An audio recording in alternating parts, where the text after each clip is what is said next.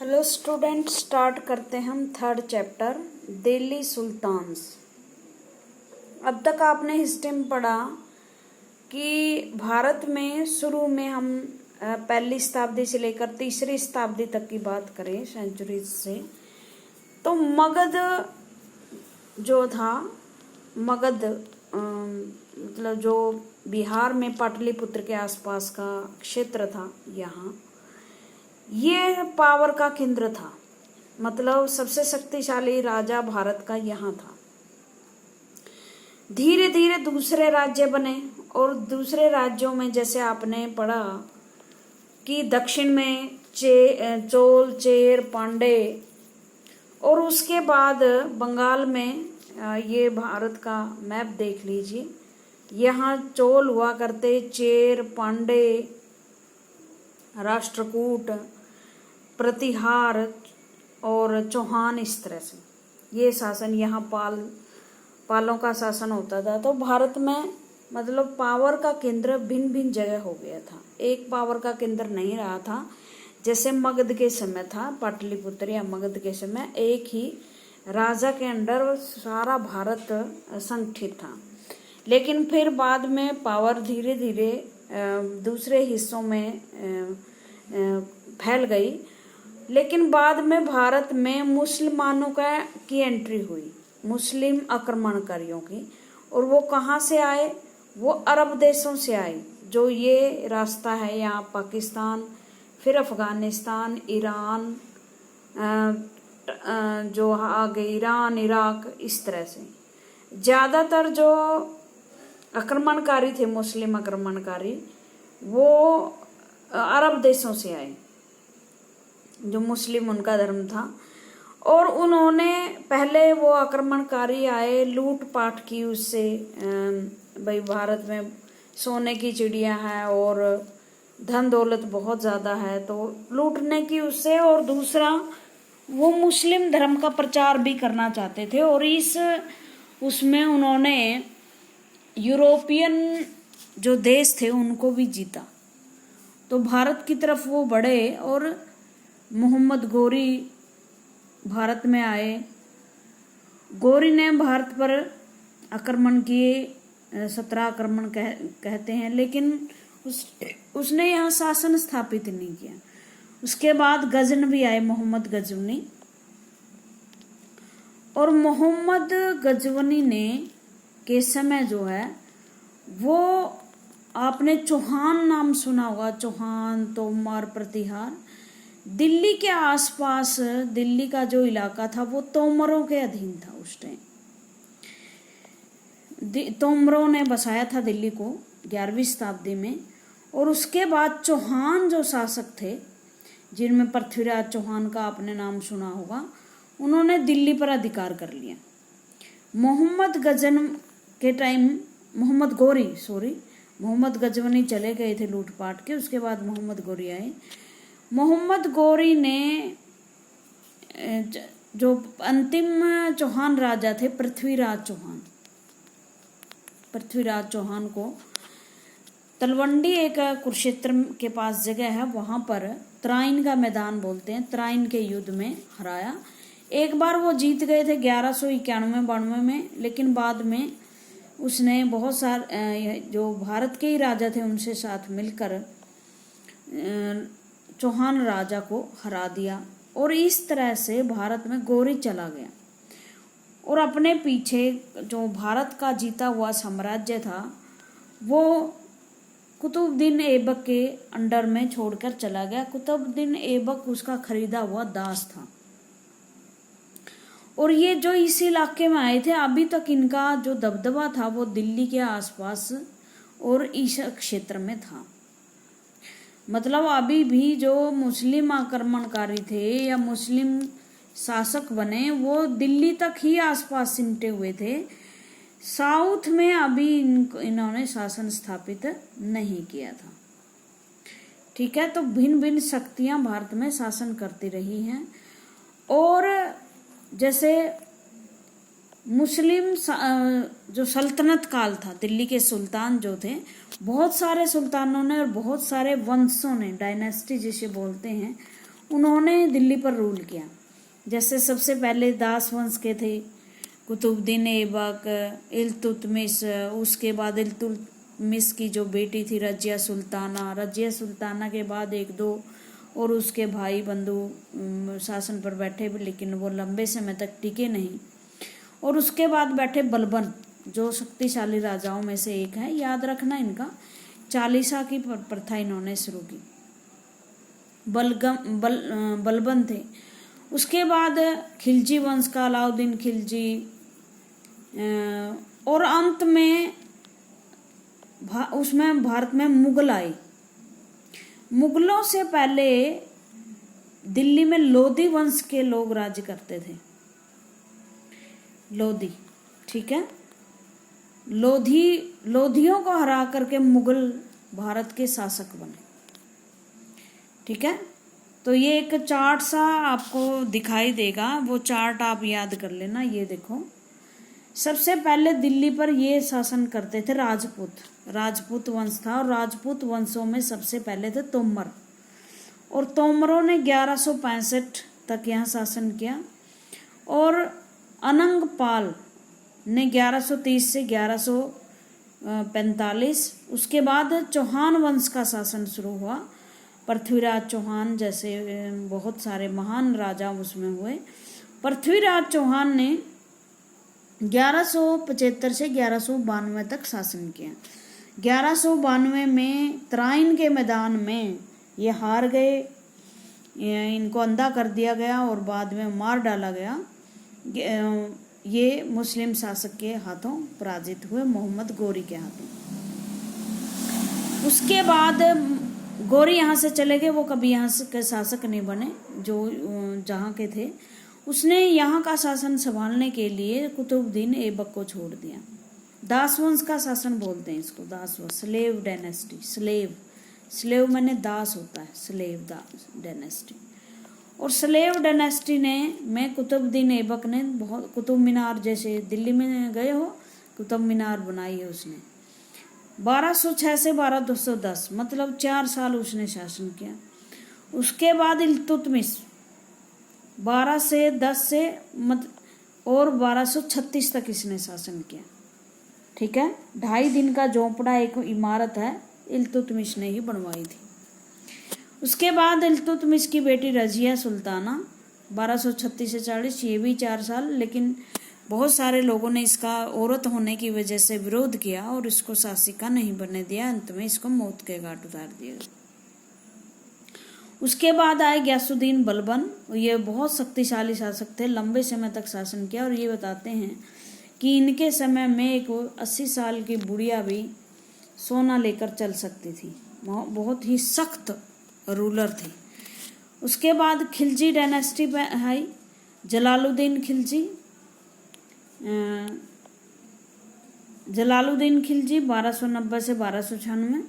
और अलाउद्दीन खिलजी ने बहुत सारे सुधार किए मार्केट में, मंडियों में। सिंचाई का भी इन्होंने बहुत अच्छा प्रबंध करवाया। अलाउद्दीन खिलजी ने पैसे के लेन देन, अनाज, बाजार, सबका जो भाव थे, रेट थे, वो अलाउद्दीन खिलजी ने तय कर लिए थे। ये भी 20 साल तक शासन करते रहे। उसके बाद आई तुगलक डायनेस्टी।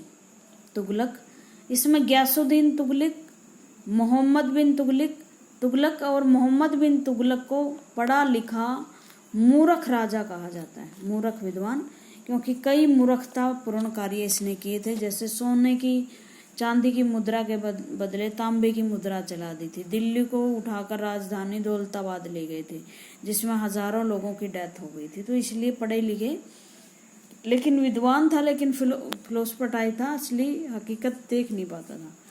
उसके बाद फिरोज शाह तुगलक ने लंबे समय तक शासन किया, 1751 से लेकर 1788 तक। क्योंकि फिरोज शाह तुगलक ने, जैसे हिसार में गुजरी महल है, किला है फतेहबाद और हिसार का, ये इसने बनाए थे। यमुना से नहर निकलवाई थी इन्होंने, बहुत अच्छे सुधार, बहुत सारी अच्छी चीजें इसने की। सैयद वंश थोड़े से समय के लिए रहा था, तो 1414 से 1451 तक। खैजर खान इसके एक शासक थे। उसके बाद लोधी वंश आया और मुगलों से पहले यही दिल्ली में राज कर रहा था। दिल्ली इनकी राजधानी थी नहीं थी, बल्कि आगरा इनकी राजधानी थी। जो बहलोल लोधी थे, उसके बाद बहलोल लोधी के बाद इब्राहिम लोधी को बाबर ने हराया और पानीपत के मैदान में, पानीपत का युद्ध हुआ 1526 में। ये पानीपत की पहली लड़ाई थी 1526 में। बाबर और इब्राहिम लोधी के बीच में इब्राहिम लोधी हार गए थे और जो है मुगलों का शासन शुरू हो गया था। और मुगल में आपको मैं बता दूं, सबसे पहला जो शासक था वो बाबर के बाद हुमायूं के बाद अकबर के बाद जहांगीर, और जहांगीर के बाद शाहजहां के बाद औरंगजेब, ये शासक बने थे। वैसे तो 1857 तक ये शासन चलता रहा, जब तक अंग्रेजों के खिलाफ 1857 की क्रांति नहीं हुई, जिसमें रानी झांसी की का नाम सुना होगा आपने। लेकिन 1707 में औरंगजेब की मृत्यु के बाद कोई भी शासक शक्तिशाली नहीं रहा था मुगल साम्राज्य में। तो फिर अंग्रेज आए और मुगल साम्राज्य तहस नहस हो गया। ये थी पूरी हिस्ट्री भारत की, कौन कौन राजा कब कब शासक रहे। ओके, तो अब हम पढ़ते हैं थोड़ा बहुत इसके बारे में, दिल्ली के सुल्तानों के बारे में, किसने क्या क्या किया। Chapter 1 and 2 we saw that region like the Kaveri delta, ये कावेरी डेल्टा है, ये कावेरी नदी है और ये इसके आसपास का क्षेत्र है। Become the center of large kingdom, बड़ा साम्राज्य था Kaveri region. Did you notice that there was no mention in the kingdom with Delhi as it is capital, लेकिन ये नहीं कहा गया है कि उसकी दिल्ली कैपिटल थी। मतलब कावेरी का डेल्टा जो शासन था कावेरी डेल्टा में, वो बहुत बड़ा था, लेकिन दिल्ली उसकी राजधानी नहीं थी। That was because Delhi became an important city only in the 12th century, क्योंकि दिल्ली जो है वो 12वीं शताब्दी में महत्वपूर्ण सिटी बनी थी। मतलब 12वीं शताब्दी में इसे बसाया गया था 1165 के आसपास तोमर शासकों ने। तोमर, अगर आप आज भी जाओगे तो यूपी में जो जाट जाति है तोमर उससे रिलेटेड है। ठीक है, become an important city. Take a look at the table 1 पे देखो। Delhi first become the capital of kingdom under the Tomar Rajput शासक थे वो, who were defeated in the middle of the 12th century by the Chauhans, also referred as the Chahaman of the Ajmer। Delhi पहली बार kingdom बनी थी तोमर राजकुमारों की, जिन्होंने 12वीं शताब्दी के बीच में चौहानों को हराया था। ये अजमेर के आसपास थे। राजस्थान जाओगे ना आप, ये भारत से आप नीचे जाओगे, ये इलाका, इससे ऊपर राजस्थान है, और राजस्थान में अजमेर के आसपास जो है वो चहमान साम्राज्य था। ठीक है, उन्होंने कराया। It was under the Tomars and Chauhan that Delhi became an important commercial centre. Delhi एक महत्वपूर्ण स्थान कब बनी थी? तोमर और चौहानों के समय। मतलब कोई ज़रूरी नहीं होता कि आज दिल्ली इम्पोर्टेंट है तो वह सदियों से रही होगी, ऐसा कुछ नहीं हुआ। Many rich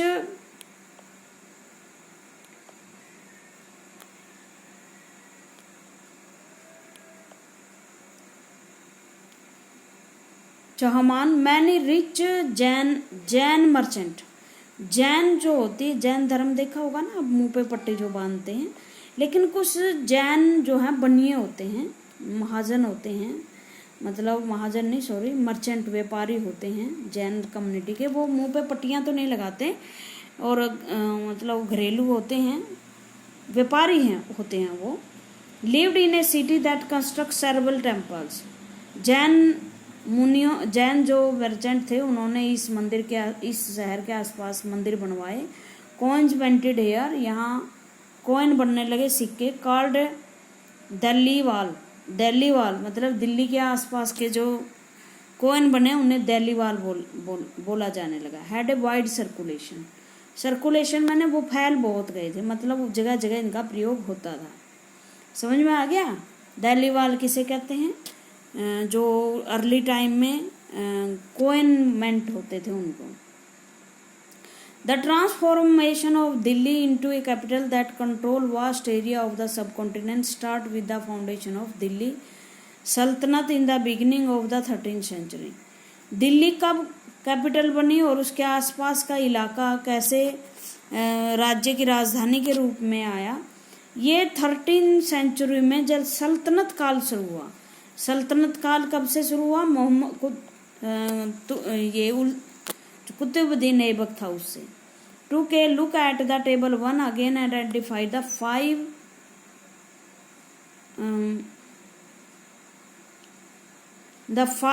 dynasty that together made the Delhi सल्तनत। 5 डायनेस्टी आपने बतानी जिससे मिलकर दिल्ली सल्तनत बनती है। बताओ भाई 5 डायनेस्टी कौन सी थी? दास वंश, खिलजी वंश, लोधी वंश और तुगलक वंश। मुगल। द दिल्ली सल्तनत मुगल नहीं आते सल्तनत में। Delhi sultan built many cities in the area that we now know as Delhi. Delhi के सुल्तानों ने बहुत सारे जैसे बिल्डिंग्स वहाँ बनाई, बहुत सारे शहर बसाए जिसमें से दिल्ली एक है, और इसे बोलते थे दिल्ली ए कुन्हा, सीरी और जनपद। ठीक है, इन्हों को जो ये शहर बसा रहे थे, किसी को दिल्ली ए कुन्हा, किसी को सीरी और किसी को जनपद कहा जाता था। ये डायनेस्टी मैं आपको पढ़ा चुकी हूँ, याद रखना। Finding out about the Delhi sultans. Delhi सुल्तान के बारे में हमें कैसे पता चलता है? देखो, एक तो दिल्ली के सुल्तान जो थे वो अपने साथ लेके आए थे पेंटिंग को, मतलब पेंटिंग का ज़्यादा प्रयोग होता था, स्कल्पचर बनते थे और आर्किटेक्चर का काम बहुत उनके साथ आया। जितने भी भवन आप देखते हो ना, ये मुसलमानों की ही देन है। ज़्यादा से ज़्यादा भवन उसी टाइम के हैं, मुस्लिम पीरियड के time. Although inscriptions, coin and architecture provide a lot of information. जो इंस्क्रिप्शन होती हैं, प्रशस्ति या कॉइन सिक्के होते हैं, आर्किटेक्चर भवन निर्माण कला होती है, वो उससे बहुत सारी इंफॉर्मेशन मिलती है। स्पेशली वैल्यूएबल आर हिस्ट्रीज, तारीख का पता चलता है कि इस तारीख को, जैसे 1526 को मैंने बताया कि पानीपत की पहली लड़ाई हुई, तो ये तारीखों का ज्ञान हमें जो पुरानी चीज़ें हैं उनसे मिलती हैं। तारीख प्लूरल, रिटन इन पर्शियन, जो पर्शियन भाषा बोली जाती थी सल्तनत काल में, पर्शियन या अरबी, फारसी या अरबी बोली जाती थी। द लैंग्वेज ऑफ एडमिनिस्ट्रेशन, जैसे आज एडमिनिस्ट्रेशन की भाषा क्या है बताओ मुझे? आपका सरकारी काम किस चीज़ में होता है? एडमिनिस्ट्रेशन का काम हिंदी में होता है, इंग्लिश में होता है, या जो आपके रीजनल लैंग्वेज उसमें होता है। लेकिन उस टाइम राजा की भाषा पर्शियन होती थी, तो जो काम थे एडमिनिस्ट्रेशन के, सरकारी काम, वो भी पारसी में होते थे। ये आपके कुछ पिक्चर्स दिखाई गई हैं, क्या क्या कौन कौन काम में लगा हुआ है। आज के लिए इतना ही।